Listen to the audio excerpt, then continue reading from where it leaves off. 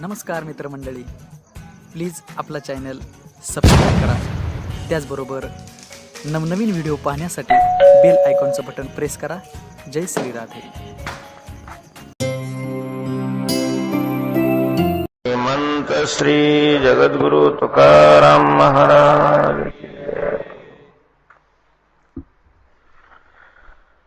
ऐसा ज्याचा अनुभव विश्वदेव सत्यत्वे, देवतया जवळी असे पापनाशे दर्शने. काम क्रोधा नाही चाली, भूती झाली समता. तुका म्हणे भेदाभेद गेला वाद खंडोनी. देवतया जवळी असे पापनाशे दर्शने. श्रीमंत श्री जगद्गुरु तुकोबाराय या अभंगातून सिद्ध महात्म्यांचं वर्णन करतात, वैष्णवांचं वर्णन करतात, संतांचं वर्णन करतात. संतांचे लक्षण या अभंगातून तुकोबारायांनी सांगितलेलं आहे. कालच्या अभंगामध्ये तुकोबारायांनी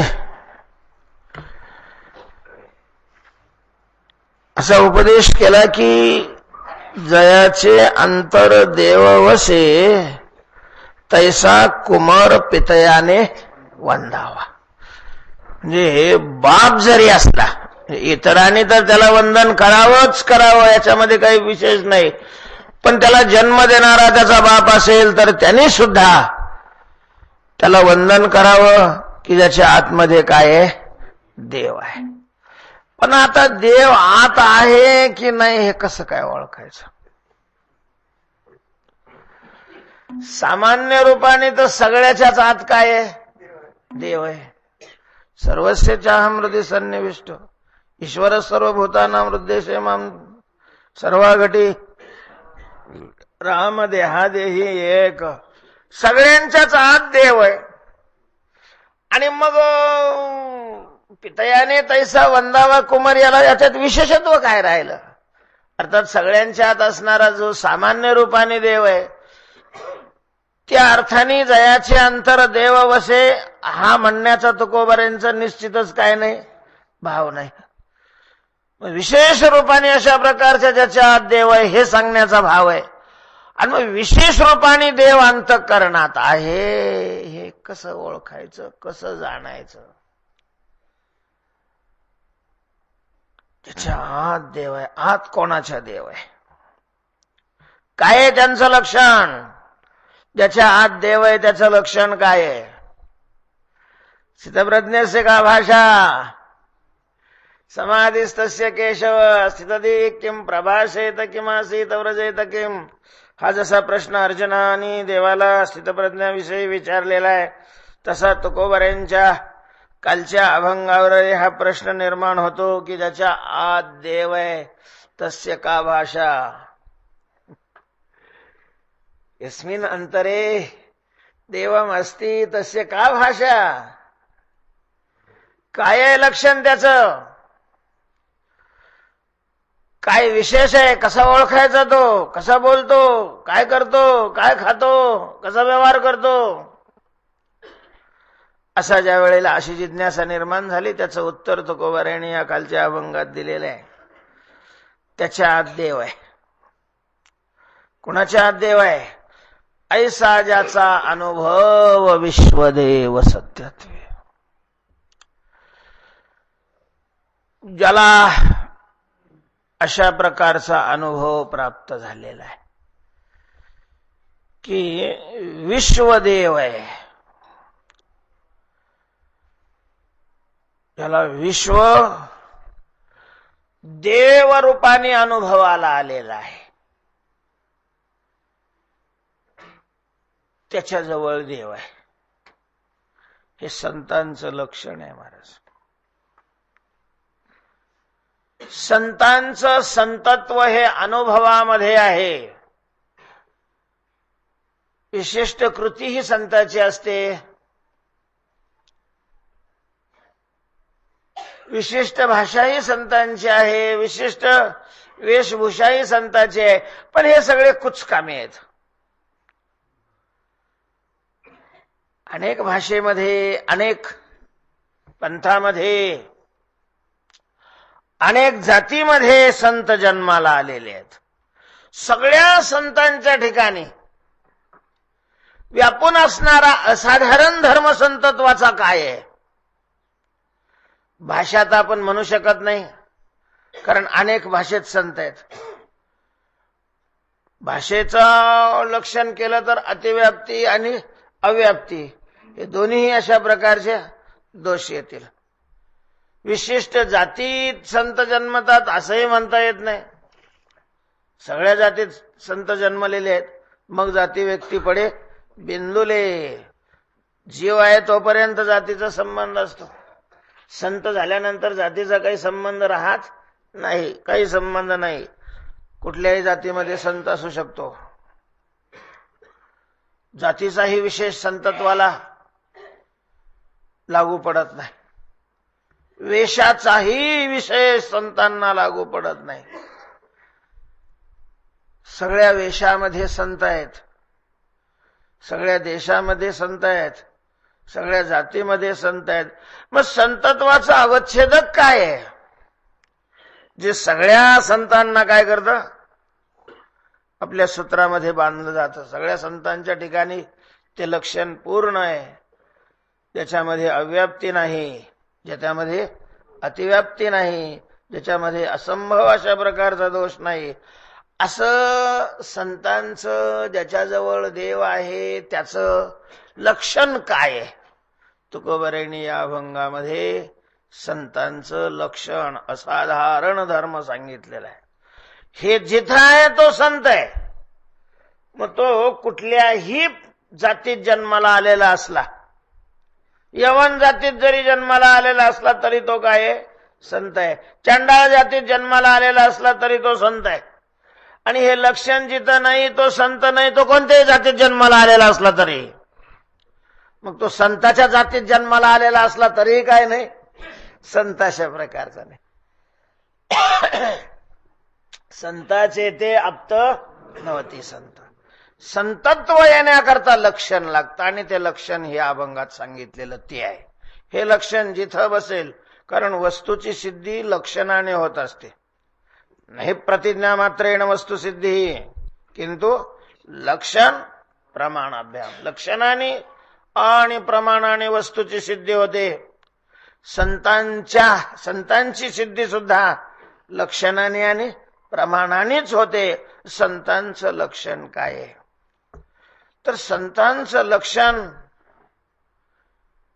हे कृतीमध्ये नाही. मी सांगितलं की विशिष्ट कृती करणारे संत असतात असं नाही. सगळेच संत कीर्तन करतील असं काही नाही आहे ना. कीर्तन केली संतांनी अनेक, पण म्हणून सगळ्याच संतांनी कीर्तन केलेली आहेत असं आपल्याला दृढपणे म्हणता येणार नाही. म्हणता येणार. आता गोरोबा काकाने कुठं कीर्तन केले?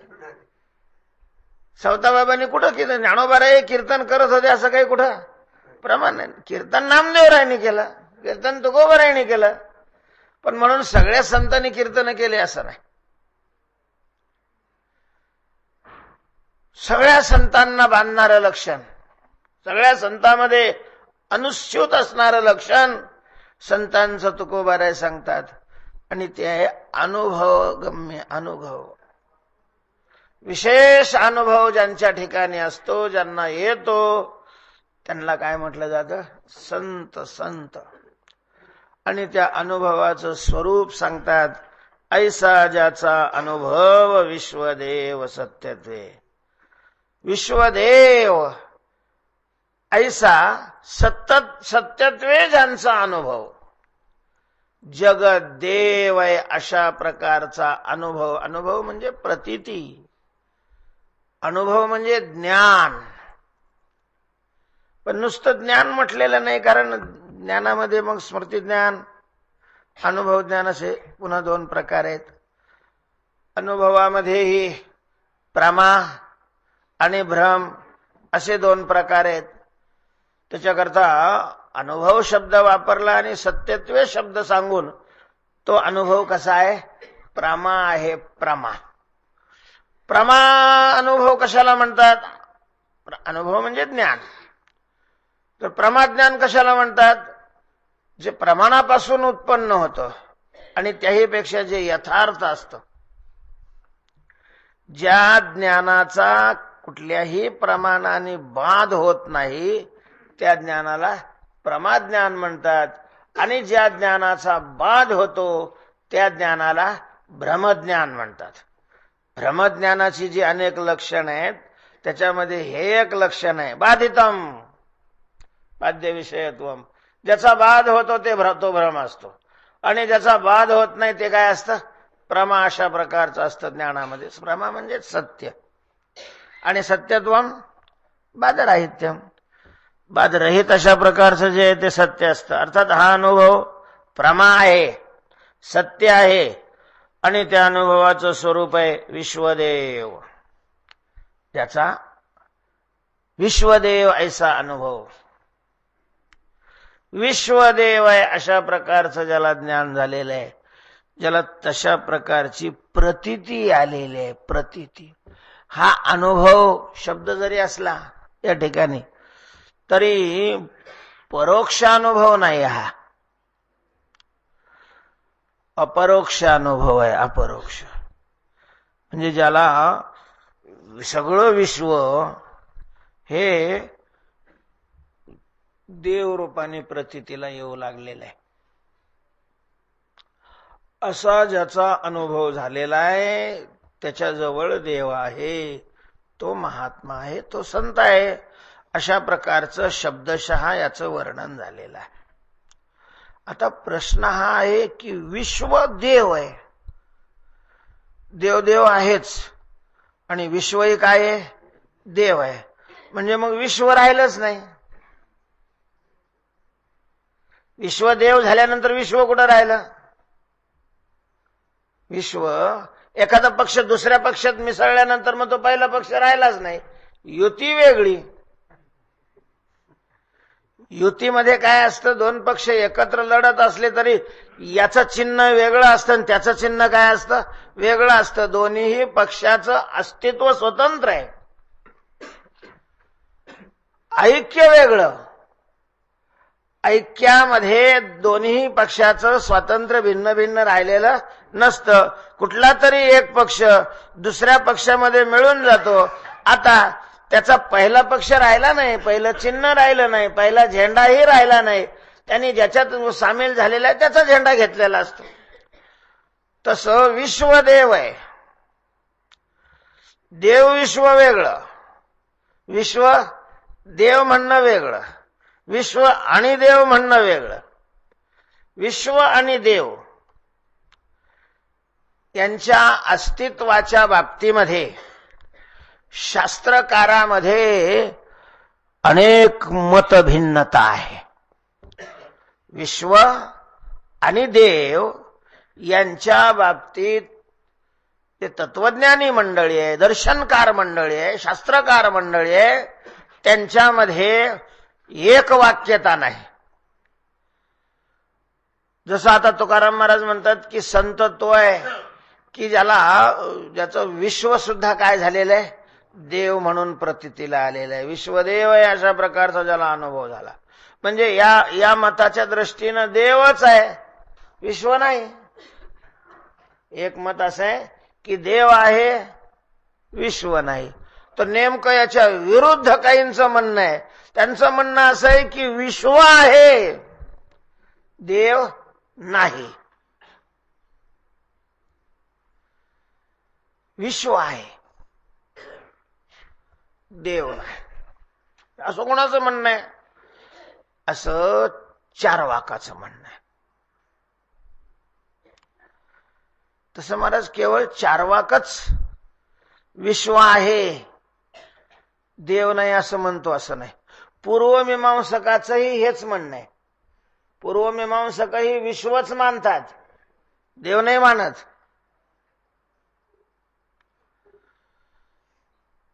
सांख्यानेही ईश्वर नाही मानला, पण सांख्याने पुरुष मानलेला आहे.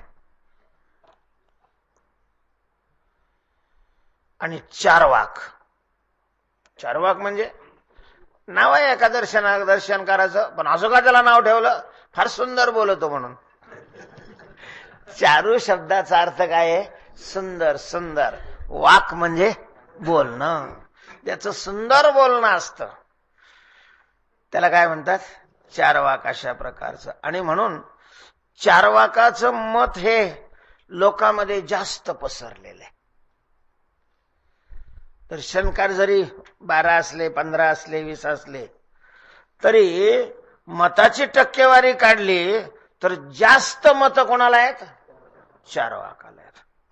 चारवाकाच्या मताचे लोक या जगतामध्ये जास्त आहेत. म्हणून लोकशाही जर शास्त्रकारात निर्माण झाली तर मग बाकीच्या सगळ्याचा अनामत जप्त होईल.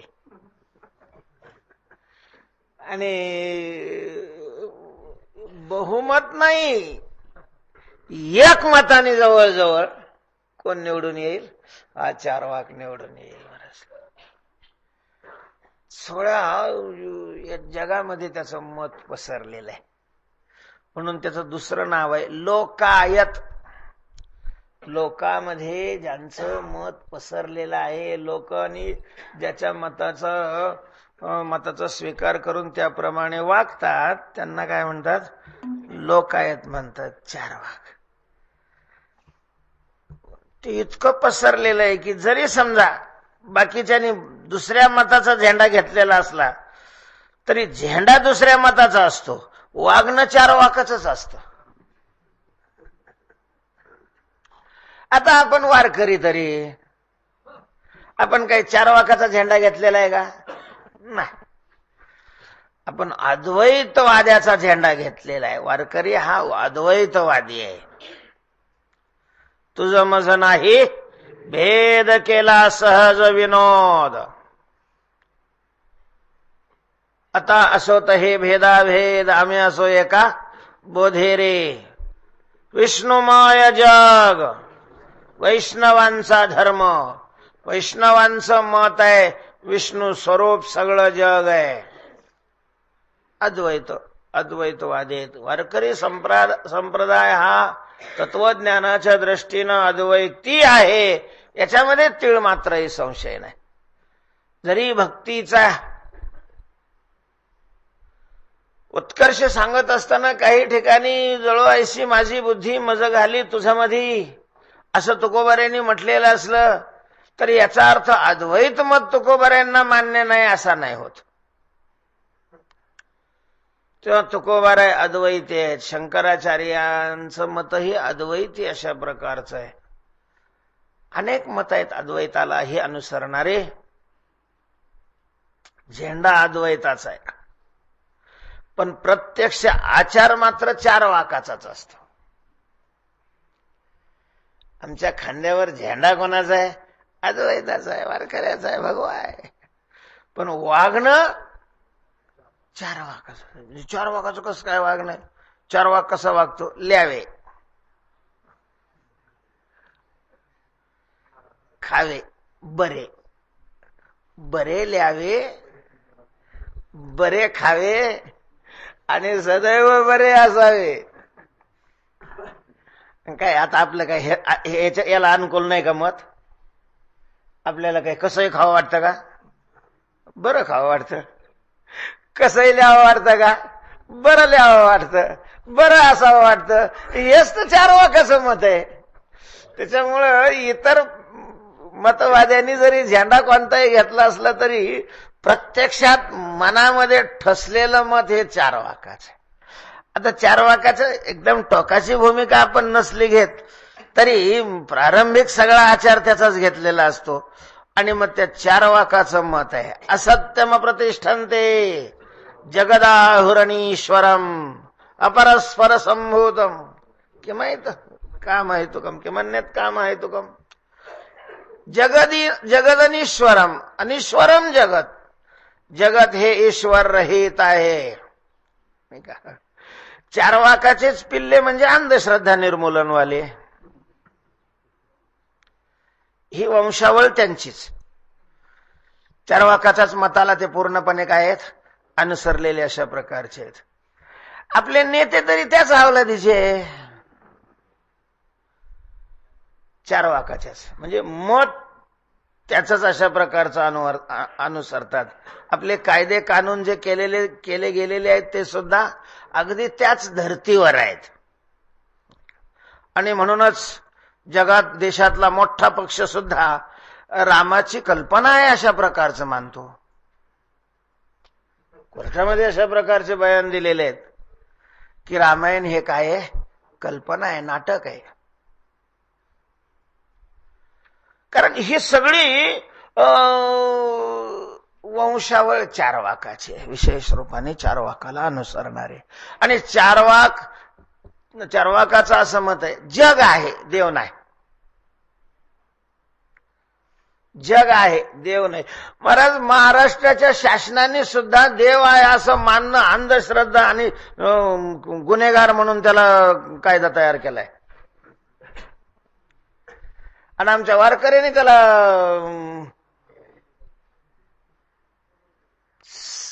दिलेलं आहे, अनुमोदन दिलंय, सटोप दिलाय, आधार दिलेला आहे.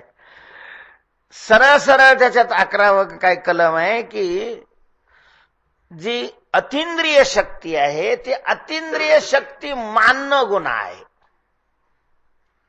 आणि हे नाकापासून शेंडेपर्यंत फट्ट्या वाढलेल्या यांना हे माहिती नाही की आपण ज्या शक्तीचे उपासक आहोत ती शक्ती अतिंद्रिय आहे.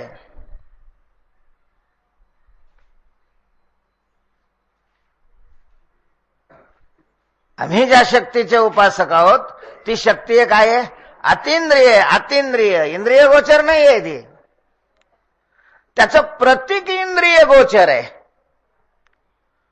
मंदिरामध्ये असणारी मूर्ती हे भगवंताचं काय आहे, प्रतीक आहे, प्रतीक. तुकोबारींनी स्पष्ट लिहिलेलं आहे, केला पाषाणाचा विष्णू. पाषाणाचा विष्णू केलेला असतो तर ते विष्णूचं प्रतीक असतं, पाषाण विष्णू नाही. परी पाषाण नव्हे विष्णू, विष्णूची पूजा विष्णूशी पावे अर्पे पाषाण राहे पाषाण रूपे. पाषाणाची मूर्ती इंद्रिय गोचर असते, परमात्मा इंद्रिय गोचर नाहीये. जे इंद्रियातीत स्वभावे,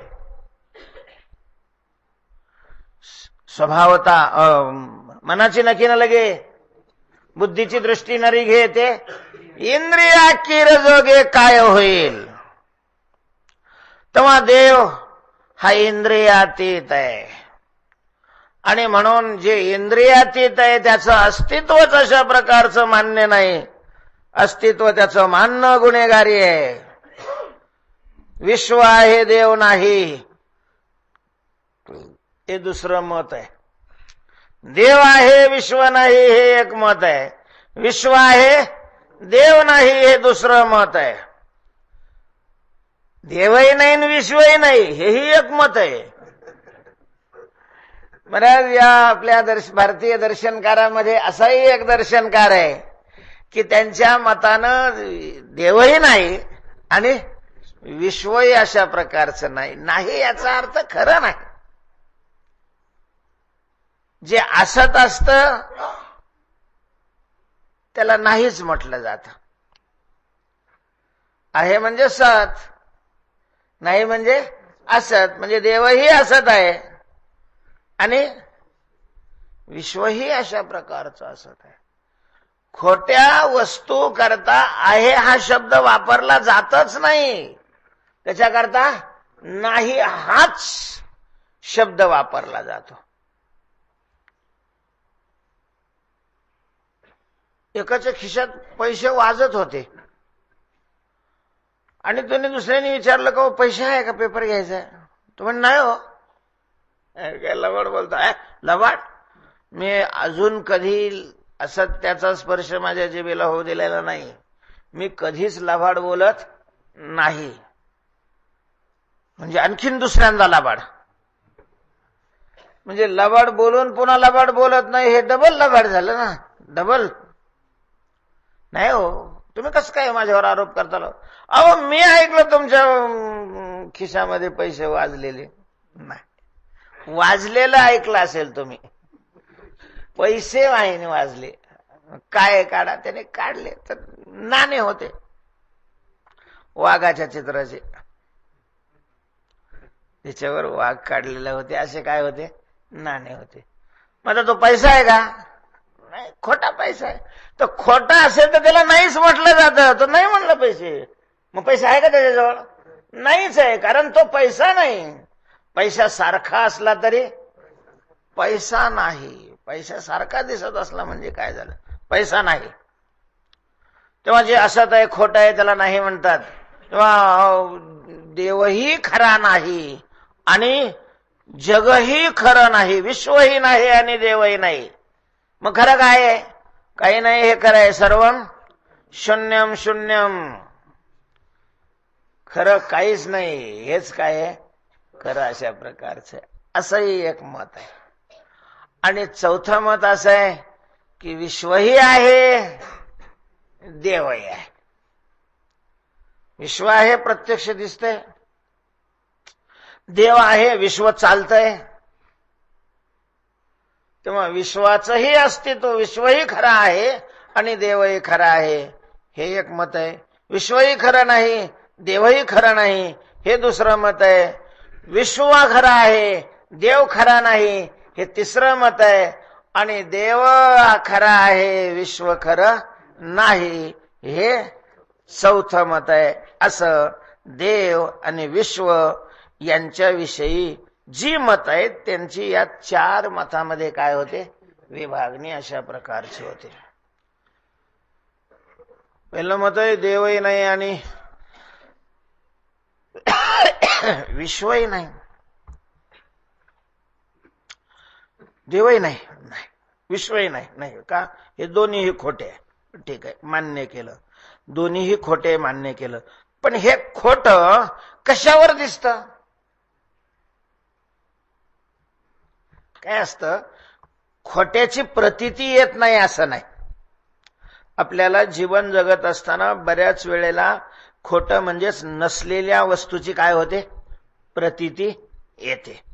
दोरीवर सापाची प्रतीती येते, स्वप्नातल्या पदार्थाची प्रतीती येते, दुपारच्या वेळेला डोंगराळ भूमीच्या ठिकाणी मृगजळाची प्रतीती येते, वाळवंटामध्ये चांदीची प्रतीती येते. खोट्या वस्तूच्या प्रतीत्या येतात. पण ज्या वेळेला दिसलेली भासलेली प्रतीतीला आलेली वस्तू ही खोटी असते, त्यावेळेला तिथं दुसरं काहीतरी खरं असतं. ती वस्तू नसते तिथं, पण ज्याच्यावर ती भासलेली आहे तिथं अधिष्ठान काहीतरी असतं. जसं साप जिथं भासला तिथं साप नसला तरी काय असते, दोरी असते. चांदी वाळवंटात भासली तर चांदी नसली तरी तिथं काय असतं, शिंपलं अशा प्रकारचं असतं. मृगजळ दिसत असलं तिथं मृगजळ नसलं तरी किरणं असतात.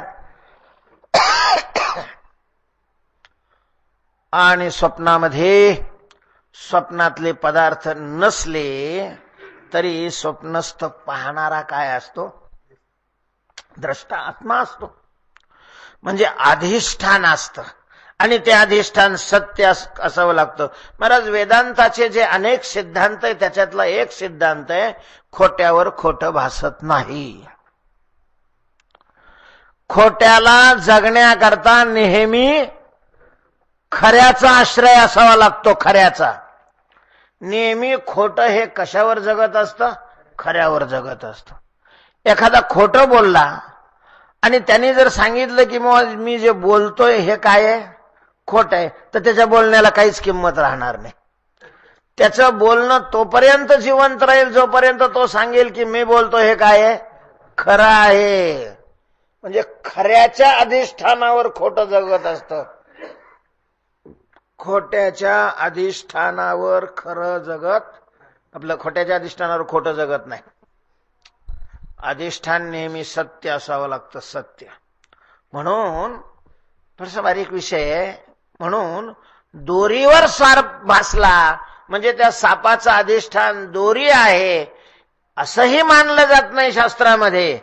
मग दोरी उपहित चैतन्य त्याचं अधिष्ठान मानलेलं आहे. रज्जूचं, सर्पाचं अधिष्ठान रज्जू उपहित चैतन्य आहे. रज्जू ज्ञानाचं अधिष्ठान अंतःकरण उपहित चैतन्य आहे. अशा प्रकारची शास्त्रकारांची बोलण्याची काय सरणी आहे ना. अगदी सोप्या भाषेमध्ये सांगायचं तर खोटं दिसण्याकरता, खोटं प्रतीतीला येण्याकरता सत्य अधिष्ठानाचा अंगीकार करावा लागतो. आणि तो दोन्ही खोटं म्हणत असेल तर मग त्याचं म्हणणंच खोटं आहे. दोन्ही खोटं म्हणत असेल तर मग ते दोन्ही खोटे नाही सिद्ध होत. याचं बोलणं खोटं आहे हे काय होतं? सिद्ध होतं. शून्य सिद्धांतवादो कवने काय शून्य सिद्धांत बोधो कवने सत्य होय सिद्ध. कोणात कोणत्या सत्तेवर? शून्यमासिदिति ब्रूते सदयोगम वा सदात्मकम. पंचदशिकाराने त्याला विचारलेलं आहे. शून्य आहे म्हणतो ना तो. हो शून्य आहे. ठीक आहे. तर शून्य आणि आहे हे जे शून्य आहे ते सत्स्वरूप आहे की सतच्या संबंधी आहे? शून्यमासिदिति ब्रूते सदयोगम वा सत आत्मकम. कारण शून्याला जर राहायचं असेल एक तर सत्तेचा हात धरून राहावं लागेल किंवा सत्य स्वरूप होऊन राहावं लागेल. आणि दोन्हीही याच्यामध्ये शून्य सिद्ध होत नाही. कारण शून्य म्हणजे काही नाही आणि काही नाही हे आहेच्या बरोबर कसं राहील? आहेच्या जवळ गेलं की ते मरून जाईल. आणि शून्य हेच जर आहे स्वरूप असेल तर त्याचं नाव राहील शून्य फक्त. त्याच्या शून्याला काही अर्थ राहणार नाही. तेव्हा देवही नाही जग विश्वही नाही हे म्हणणं तर्कावर काय होत नाही? सिद्ध होत नाही. म्हणून ते खंडित आहे. खंडित. म्हणूनच ज्ञानोबारायांनी त्याला खंडित हात म्हटलेला आहे गणपतीचा. एके हाती दंत जो स्वभावता खंडित. म्हणजे त्याला खंडन करण्याकरता फार काही श्रम घ्यावे लागतात असं नाही. स्वभावताच तो काय आहे? खंडित आहे. खंडित. देवही नाही आणि जगही नाही हे म्हणणं नाही सिद्ध होत. पटतही नाही कोणाला. मग दुसरे आले ते म्हटले म्हणूनच आम्ही म्हणतो की देव नाही जग आहे. देव नाही जग आहे. हे चार वाकाचं मत आहे. पसरलेलं आहे ते. देव नाही जग आहे. जग जग आहे देव नाही अशा प्रकारचा त्यांचा सिद्धांत आहे. मग त्यांना असं विचारलं बा तुम्ही देव नाही म्हणता जग आहे म्हणता ठीक आहे पण मग हे एवढं मोठं जगत कोण निर्माण करतं? कोण चालवतं? त्याचा मालक कोण आहे? कर्ता कोण आहे? कोण निर्माण केलं हे जग? अरे जग केवढं हेच अजून जगातल्या लोकांना माहिती नाही. आता 21व्या शतकात चाललो आपण तरीही जग कोण आहे? जग केवढं आहे अजूनही शोध करायचं काम चालू आहे. पण अजून सगळ्या जगाचा पूर्ण शोध लागलेला नाही. बऱ्याच या शास्त्रज्ञाचं असं मत आहे की जसं आपल्या पृथ्वीवर सजीव सृष्टी आहे, मानवीय सृष्टी आहे, तसे या आकाशगंगेमध्ये अनेक ग्रहावर अशा प्रकारची मानवीय सृष्टी असण्याची काय आहे? शक्यता आहे. आणि आमचा शोध चालू आहे. म्हणजे अजून जग किती मोठं आहे हेच माणसाला माहिती नाही तर तेव्हा माणसाने जग निर्माण केलं असं म्हणता येईल का? अर्थात जीव जगत निर्माण करू शकत नाही. जड आहे ते जडाला तर काहीच करता येत नाही. जड निर्माण करू शकत नाही. कारण निर्माण करणारा हा सर्वज्ञ आणि सर्वशक्तिमान असावा लागतो. त्या कार्याला निर्माण करण्याची शक्ती त्याच्या ठिकाणी असावी लागते आणि त्या कार्याचं पूर्ण त्याला काय असावं लागतं? ज्ञान असावं लागतं. ज्ञान आणि शक्तीने युक्त जड वस्तूच्या ठिकाणी ज्ञानच नाही ती काय निर्माण करणार आहे? जड जगाचं निर्माण करू शकत नाही, जीव जगाचं निर्माण करू शकत नाही. आणि मग त्याच्यापेक्षा तुम्ही तर दुसरा कोणी मानितच नाही. मग जग काय तुमच्या पप्पाने निर्माण केलं का? कोण आहे जगाची उत्पत्ती करणारा? कोण आहे जगाचं चलनवलन करणारा? कोण होईल तो ब्रह्मांड चाळक? सगळ्याच्या तोंडाचं पाणी पडलं होतं महाराज. अर्ध्या भारतात पाऊस नव्हता, दुष्काळ दुष्काळ, आता येतो काय पुन्हा दुष्काळ, काय काय करून जाईल हा दुष्काळ. 8 दिवसात सगळीकडे काय केलं, पाणीच पाणी केलं. कुणी केलं हे? कोण करताय पावसाची निर्मिती? गगनाचा चांदवा कोणी वेळेला केला. चार्वाकाचं मत स्वभाववाद आहे याच्या, त्यामध्ये कोणी करत नाही हो. हे सगळं आपोआप होतं, आपोआप, नॅचरल. हा तेच स्वभाववाद त्याला म्हणतात, यदृच्छवाद.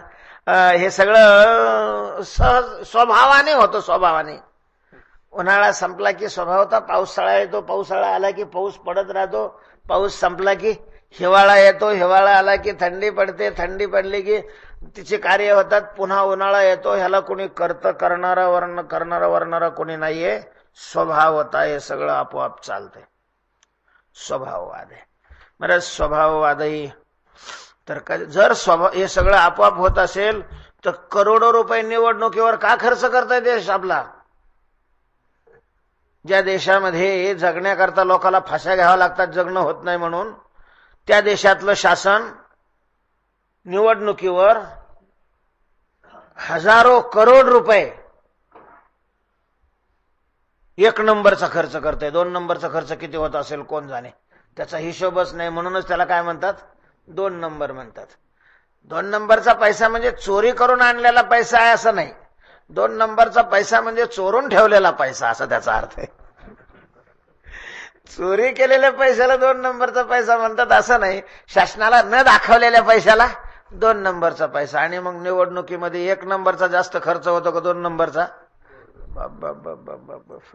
निवडणुकी जाहीर, आचारसंहिता जाहीर होण्याच्या अगोदरपासूनच दौरे सुरू होतात. आणि मग कोणत्या गावात मंदिर, कोणत्या गावात सभामंडप, कोणत्या ठिकाणी रोड, आमके धमके सगळे काम सुरू झाले महाराष्ट्रामध्ये.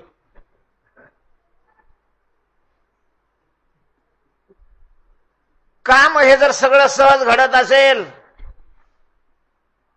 पाणी पाटाला आपोआप सुटायला लागलं, चोराला आपोआप पकडायला लागले, आपोआप लोकांना न्याय मिळायला लागला, आपोआप पोराचे शिक्षण होऊ लागले. हे मास्तर लोकांवर एवढ्या पैसा खर्च करायची काय गरज आहे? कशा करता पोलीस नेमावं लागतात? काय मिलिटरीची आवश्यकता आहे? जर सगळं आपोआप होत आहे तर मग सध्या वर्तमान स्थितीमध्ये जे करण्याकरता करोडो अशा रुपयाचा चुरा होतो, तो कशा करता केला जातो? याचा सरळ अर्थ आहे की सहज काही होत नाही. महाराज, आपल्या टेबलवर एखादी काडी ठेवलेली असेल तर ती काडी सुद्धा कोणी उचलल्याशिवाय हालत नाही सहज. पान नाही उचलत सहज. आणि जगत सहज अशा प्रकारचं चालतं म्हणतात. क्यू करावी महाराज या स्वभाववाद्याची आणि स्वभाववाद्याला सहकार्य करणाराची क्यू करावी, क्यू. तेव्हा विश्व आहे हे ठीक आहे, दिसतंय, पण विश्वाचा चालक कोण आहे हा दिसत नाही. पण दिसत नाही म्हणून नाही असं कसं काय म्हणता येईल? दिसत नाही म्हणून नाही कसं काय म्हणता येईल? दिसत नाही असं म्हणता येईल, हे ठीक आहे. तेव्हा देव नाही जगत आहे असं मानलं तर जगाची स्थिती कशी काय चालेल? नाही चालत महाराज. कोणीतरी चालक असावा लागतो. एखादी संस्था असली तरी त्याला कोणी चालक असावा लागतो. एखादं राष्ट्र असलं तरी त्याला कोणीतरी चालक असावा लागतो. एखादं घर असलं तर त्याचाही कोणीतरी चालक असावा लागतो. गाडी असली तरी तिलाही कोणीतरी चालक काय असतं असावा लागतो. नाही म्हटले आता सगळं ऑटोमॅटिक निघालेलं आहे, काय चालकाची गरज नाहीये. बटन दाबलं की गाडी शोरूम मधून दारात येते, ठीक आहे, पण बटन दाबला तरी लागतोच ना. तो बटन दाबणाराच त्याचा काय आहे, चालक अशा प्रकारचा आहे. गाडीत नसेल दिसत पण इकडे आहेच ना तो. तशी बटन ज्याच्या हातामध्ये असा कोणीतरी आहे आणि जो कोणीतरी आहे त्यालाच देव म्हटलं जातं. त्यामुळं जग आहे देव नाही हे म्हणणंही तर्काच्या दृष्टीनं सिद्ध होत नाही.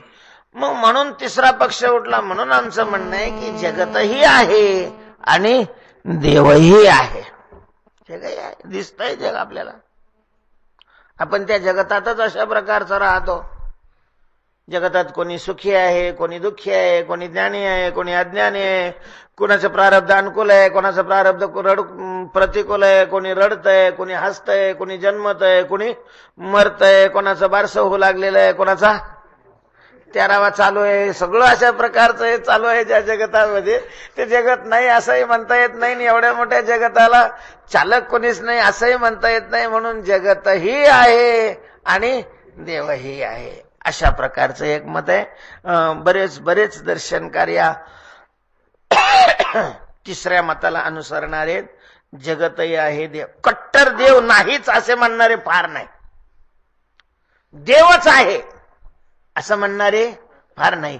देवही आहे, जगतही आहे. आषाढी वारीला एवढी 10 लाख माणसं येतात, त्याच्यातले किती लाख देवच आहे असे म्हणणारे असतील? किती लाख देवच आहे असं म्हणणार? लाख कशाला? 1000, 100, एखादा कोणी महात्मा असू शकतो, अन्यथा जगत आहे असं मानणारे आहेत. आता पंढरपूरला येतात तर देवही आहे असं मानतात, आणि घरी जातात म्हणून जगही आहे. देवही आहे आणि जगही आहे, अशा प्रकारचं मानणारा बराच मोठा वर्ग आहे. हे वरून दिसायला बरंही वाटतं माणसाला, पण युक्तीच्या कानशीवर जर घासलं तर हेही मत खरं आहे असं सिद्ध नाही होत. म्हणजे आता काय अडचण आहे? देवही आहे आणि जगतही आहे, या मताला अडचण काय आहे? अडचण अशी आहे की आहे शब्दाचा अर्थ खरं आहे, म्हणजे सत म्हणजे खरं, आणि खरे दोन नसतात. सत्य दोन होऊ शकत नाही. महाराज, सत्य नेहमी काय असतं? एकच असतं. त्या कृष्ण मालिकेमध्ये कंसाच्या तोंडामध्ये हे उद्गार घातलेले आहेत रामानंद स्वामी ते सागरनी. ज्या वेळेला कंसाच्या हातून ती माया अर्थात बाला लहान मुलगी मारायला गेल्यानंतर ती सुटली त्याच्या हातून, आकाशामध्ये गेली, आणि आकाशामध्ये तिनं अष्टभुजा देवीचं काय घेतलं? रूप घेतलं, आणि तिनं सांगितलं की मूर्खा, मला कशाला मारतोस? मला मारून तुला काय मिळणार आहे? तुझं लागी वधी तो उपजला माझ्या आधी. तुला मारणारा माझ्या अगोदर जन्माला आलेला आहे, मला कशाला मारतोस? विनाकारण देवकीला का त्रास देतोस? आणि ती गुप्त झाली. मग आता 8व्या करताच यांना बंदीखान्यात टाकलेलं होतं, त्यानं बंदीखान्यातून सोडून दिलं. पण नंतर बसले आणि मग त्यांनी वसुदेवाला बोलावलं आणि वसुदेवाला विचारलं, वसुदेवा, तू स्वतःला सत्यवादी मानतोस, जगही तुला सत्यवादी म्हणतंय, तू सत्यवादी आहे म्हणूनच तुझ्या शब्दावर विश्वास ठेवून मी देवकीचा वध केला नाही. तुझ्या शब्दावर विश्वास ठेवला की तू म्हणलास झालेलं प्रत्येक मूल मी तुझ्या ताब्यात देईन. म्हटलं हो खरं आहे. मग ज्या वेळेला मी 8व्या मुलाच्या वेळेला कारागृहामध्ये आलो, त्यावेळेला तुम्ही माझ्या हातात मुलगी दिली, त्यावेळेलाच मला हा संशय आला होता की 8वी कशी काय झाली? 8वा व्हायला पाहिजे ना. आकाशवाणीने सांगितलं होतं 8वा आईचा पुत्र, 8वा, आणि ती 8वी झाली. त्यावेळेला मी तुम्हाला विचारलं होतं की ही तुमचीच आहे का? त्यावेळेला तू छाती ठोकपणे सांगितलं की ही काय आहे? माझीच आहे. आणि तिला मारण्याकरता मी गेलो, त्यावेळेला ती माझ्या हातातून निसटली. अष्टभुजा देवीचं तिनं रूप धारण केलं आणि तिनं सांगितलं की तुला मारणारा माझ्या अगोदर जन्माला आलेला आहे. मग खरं कोणाचं आहे? तुझं खरं आहे की तिचं खरं आहे? यांनी सांगितलं दोघांचंही खरं होऊ शकतं. त्यावेळेला त्यांनी सांगितलं दोन्ही खरं नाही होऊ शकत. म्हणजे कंसासारख्याला सुद्धा मान्य आहे की 2 सत्य नसतात म्हणून. कंसासारखा महापंडित तोही हे मान्य करतो की दोन सत्य नाही, सत्य नेहमी काय असतं? एक असतं. एकम सत विप्रा बहुधा वदंती सत एकम. सत्य हे नेहमी एकच असतं. सत्य अनेक नाही होऊ शकत, दोनही नाही होऊ शकत. तर मग जगतही सत्य आणि देवही सत्य हे कसं काय होईल? महाराज दोन सत्य मांडली का दोन्ही असत्य असू शकतात, दोन सत्य नाही होऊ शकत. 3 गुणिले 3, एकाने सांगितलं 14 आणि एकाने सांगितलं 13. 3 गुणिले 3 13 आणि 14. दुसऱ्याला विचारलं का रे या दोघातलं कोणतं खरं आहे? तो म्हणला दोघांचंही खरं आहे. दोघाचं खोटं होऊ शकतं, दोघाचं खरं होऊ शकत नाही. खरं हे नेहमी एक असतं. एक सत्य हे एक आहे. एक एकमेवा द्वितीयम ब्रह्म. एक अशा प्रकारचे. त्यामुळं जगत सत्य मानलं तर मग परमात्मा सत्य असं म्हणता येणार नाही. आणि परमात्मा सत्य स्वीकारला तर जगत सत्य हे स्वीकारता येत नाही. का नाही? तर सच्ची व्याख्या आहे अभाव अप्रतियोगित्वम सत्यत्वम. सत्य वस्तूला म्हणतात की अभावाचा जी वस्तू काय बनत नाही? प्रतियोगी बनत नाही. अभावाचे 4 प्रकार आहेत. प्राक अभाव, प्रध्वंसाभाव, अन्योन्याभाव आणि अत्यंताभाव. तर या कोणत्याही अभावाचा जी प्रतियोगी वस्तू बनत नाही ती सत असते. आणि आपण जगतही सत्य आहे आणि देवही सत्य आहे अशा प्रकारचं मांडलं आणि जगतामध्ये आणि देवामध्ये भेद मानून दोन्ही वस्तू जर सत्य मानल्या तर दोघांच्या मध्ये भेद सत्य सिद्ध होतो. आणि भेद शब्दाचा अर्थ आहे अन्योन्याभाव. भेद म्हणजे अन्योन्याभाव. आणि मग अन्योन्याभावाचा जगही प्रतियोगी आहे आणि देवही प्रतियोगी आहे. जसं घट आणि पट. त्यामध्ये तुम्ही म्हणाल हे घटपट नका काढी जाऊ, पण हे घड्याळ आणि हा मोबाईल आहे. हे 2 वस्तू आहेत, बरोबर आहे की? एक आहे का वेगवेगळे आहेत? वेगवेगळे आहेत. म्हणजे घड्याळ मोबाईल नाही, मोबाईल घड्याळ नाही. मोबाईल हा न घड्याळ हा, घटहा न पटहा. मोबाईल घड्याळ नाही. मोबाईल घड्याळ नाही असं ज्या वेळेला म्हटलं जातं, नाही म्हणजेच अभाव. त्या नाहीचा प्रतियोगी कोण आहे? घड्याळ आहे. आणि घड्याळ मोबाईल नाही असं म्हटलं जातं, त्यावेळेला त्या नाहीचा प्रतियोगी कोण आहे? मोबाईल आहे. म्हणजे तो प्रतियोगी झाला. तो काय झाला? अभावाचा तसं जगत सत्य आहे, देव सत्य आहे असं म्हटलं तर जगत देव नाही आणि देव जगत नाही. देव वेगळा आणि जगत वेगळा असा त्यांच्यात भेद सिद्ध होईल. भेद सिद्ध झाला की दोन्हीमध्ये अन्योन्याभाव ठरेल. भेद म्हणजेच अन्योन्याभाव. आणि त्या अन्योन्याभावाचे दोघही प्रतियोगी होतील. आणि अभावाचा प्रतियोगी आहे तो सत नाहीच आहे. मग दोन्ही सत्य नाही राहतील. 2 सत्य मानण्यामध्ये अडचण काय आहे? तर 2 सत्य असूच शकत नाही. 2 सत्य मानलं की दोन्ही मरतील, दोन्ही सत्य नाही असं सिद्ध होईल. आणि मग ठीक आहे, जगतच सत्य, देव सत्य नाही असं तर मानता येत नाही. मग परिशेष न्यायाने देव सत्य आहे, जगत सत्य नाही अशा प्रकारचं हे मत सिद्ध होत आहे. आणि हे झालं आपण युक्तीने अशा प्रकारचं हे सिद्ध केलं. देव सत्य आहे आणि जगत सत्य नाही, मिथ्या आहे. मिथ्या आहे म्हणजे नाहीच. मिथ्या वस्तू ही अधिष्ठान रूप असते. जगताचं अधिष्ठान देव आहे, म्हणून जगत काय आहे? देव स्वरूप आहे. हे युक्तीने सिद्ध केलं. हे अनुभवाला ज्याच्या आलं तो संत. हे ज्याच्या अनुभवाला आलं. युक्तीने सिद्ध होणं वेगळं आणि अनुभवाला येणं वेगळं. मग अनुभवाला येणं युक्तीने सिद्ध झालं तर पटतं पण दिसत नाही. दिसणं म्हणजे अनुभवाला येणं. निसंदिग्ध अशा प्रकारचं ज्ञान होणं म्हणजे अनुभवाला येणं आहे. आणि अशा प्रकारचं पुन्हा पुन्हा पुन्हा पुन्हा पुन्हा पुन्हा चिंतन करून करून करून ज्या वेळेला विश्व हे देवरूप दिसू लागतं, मनाने पूर्णपणे मान्य केलं जातं. मन मानित नाही ना. एखाद्या माणसाने हजारो वेळेला लगडीच्या रूपामध्ये वा बिस्किटाच्या रूपामध्ये सोनं पाहिलं असेल आणि त्याला कुणी दागिने आणून दिले सोनं म्हणून, तर तो स्वीकारणारच नाही. तो म्हणेल हे सोनं आहे होय. त्यांनी दुसऱ्याला विचारलं, का हो याला तुम्ही काय म्हणता? अहो मुदी आहे. हा मलाही तेच वाटत होतं. तो सोनं आहे म्हणला. हे काय आहे? मुदी आहे, सोनं नाही. आणि जर त्याची तशी मान्यता असेल तर तो त्या अलंकाराला सोनं कधी म्हणणारच नाही.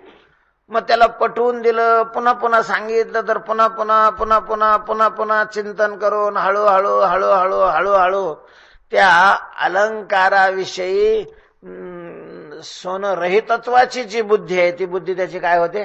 कमी होते. आणि मग ज्या दिवशी त्याला पूर्णपणे हे पटतं मग म्हणतो हे काय आहे? सोनं आहे.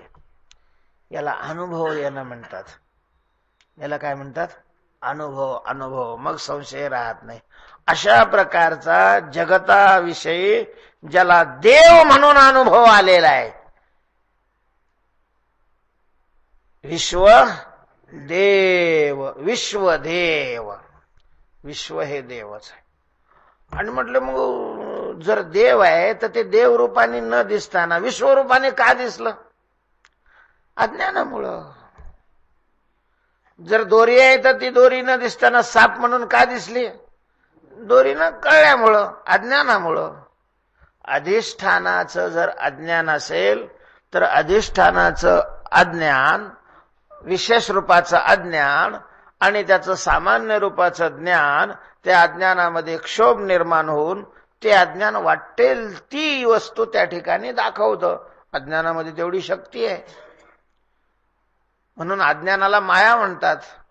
आणि जे अघटित आहे ते घडवून दाखवणं हे तिचं काय आहे? सामर्थ्य आहे. हाताचा मळ आहे. अघटित घटना पट्टीयसी माया, विश्वदेव. ते अज्ञान गेलं म्हणजे मग ते अज्ञानामुळे दिसणार तेही जातं. आणि मग मुळात जी वास्तव वस्तू आहे ती काय होते? दिसायला लागते. दिसायला लागते.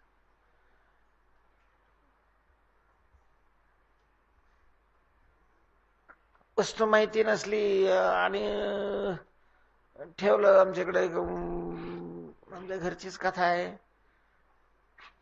घराच्या बाजूला असं पटांगण होतं आणि मग शेतातून आमच्या भावाने गोठवडं आणलं गौरेच आणि ते ठेवलं तिथं. आईला काय माहितीच नाही. रात्री आईला गेलं, उठली, बाहेर पाहिलं, अंधार होता, लाईटी वगैरे नव्हत्याच त्यावेळेस. तिला वाटलं अस्वल झालेलं आहे. अरे मोठ्याने आरडले अस्वल म्हणून. सगळेच घरातले जागे झाले. घाबरून पाहिलं, काय झालं काय झालं? म्हणे अस्वल आलेले. आणि मग तो भाऊ उठला. ते म्हणे कुठे आहे अस्वल? तो पुढे याला देत होता. ते म्हणे एक गटोडा गौरेचं मी आणून ठेवलेलं. तेव्हा मग सकाळी पाहिलं, सगळ्यांना दिसलं ते काय गठोड आहे. तर त्या वस्तूचं ज्ञान जर झालं नाही तर त्याविषयी असणारं अज्ञान काहीही दाखवतं त्याच्या ठिकाणी. काहीही काहीही दाखवण्याची क्षमता अज्ञानामध्ये आहे. बरं, स्वप्नामध्ये आपल्याला आपलं ज्ञान राहत नाही. आपला काय होऊन जातो? विसर पडून जातो. साचा रूपा आड, दाव लावून विसराचे कवार. तर मग ते अज्ञान असतं आपल्या स्वरूपाचं विषयीचं. महाराज ते अज्ञान काय काय रूप धारण करत नाही. लय मोकळं होऊन जातं स्वप्नात. महाराज मोकाट सुटतो. काही दिसत महाराज स्वप्नामध्ये, काही दिसत. असा एखादा साप दिसतो तो इकडच्या टोकापासून ते तिकडच्या टोकापर्यंत चाललाय. कधी कधी असं दिसतं की आपण मस्तपैकी चाललोय आकाशातून नारदासारखे. काही दिसतं स्वप्नामध्ये. अर्थात अज्ञान काहीही दाखवू शकतं. ही अज्ञानाची काय आहे? शक्ती आहे. त्या अज्ञानाने जगत दाखवलं. ते अज्ञान ज्याने घालवलं त्याला दिसणारं जगत नाही दिसू लागलं आणि मग त्याला परमात्मा दिसू लागला. ऐसा ज्याचा अनुभव विश्वदेव सत्यत्वे. अशा प्रकारची अनुभूती ज्याला आलेली आहे त्याच्या जवळ देव आहे. देवता या जवळी असे पापनासे दर्शन आहे. त्या महात्म्याच्या दर्शनाने पाप नष्ट होतं. याचं चिंतन आणखीन उद्या करूया. कुंडलिक वरदा हरी विठ्ठल श्री ज्ञानदेव माऊली ज्ञानेश्वर महाराज विठ्ठल विठ्ठल विठ्ठल विठ्ठल विठ्ठल विठ्ठल विठ्ठल. कुंडलिक वरदा हरी विठ्ठल.